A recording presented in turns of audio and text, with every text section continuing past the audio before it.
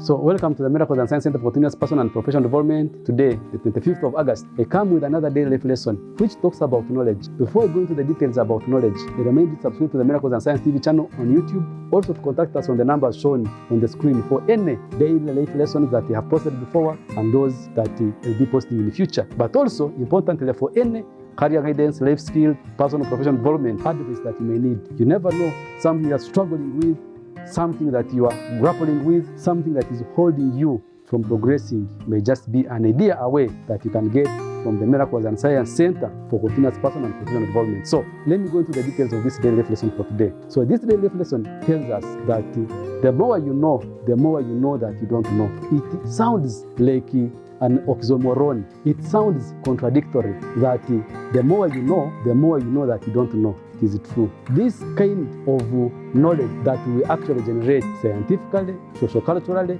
and from the different spheres of life where we generate knowledge from, we find that actually the knowledge that we get and we acquire, if we are to interrogate it, trying to understand it, actually it leads us to identifying that we have very limited understanding. This was revealed by Socrates. There is something called the Socratic method of inquiry. Some people call it the Socratic dialogue. When you ask a question why, always there is a why that accompanies an answer, and it is endless. Socrates was able to show the members that he is not actually in a position to know everything, because himself, by asking them, it was revealed that he doesn't know, and also those people don't know. So what this daily life lesson tells us that is, when you encounter any person claiming to have knowledge, tells you something, ask the question why.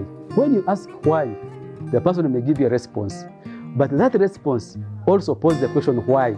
The person may give you a response. Also interrogate that response by asking why. Eventually, time will come whereby the person is not able to answer, doesn't know the why. So this person doesn't need to be very old, because sometimes confuse old or age with wisdom, with knowledge. But someone said that actually even fools grow old. So the most important thing is that we should be able to accept that we don't know. The more you know, that's when you actually realize that you don't know.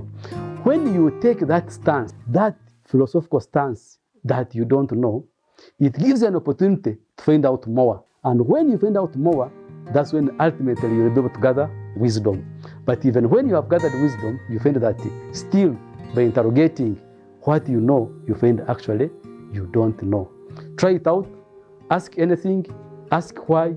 Eventually you find that you don't have answers to the why. Therefore, it is important to remember that when you don't know is not bad. What you don't know, doesn't mean that you are condemned to ignorance. It is an opportunity for you to explore, study, and understand more. And therefore, that's why this Miracles and Science Center for Continuous Personal and Professional Development is there to be able to enable, trigger your thinking so that you can be able to interrogate what you know, so that eventually you explore the realms of knowledge, which you can then use to solve practically the problems that you confront in real life. This has been a daily lesson for today.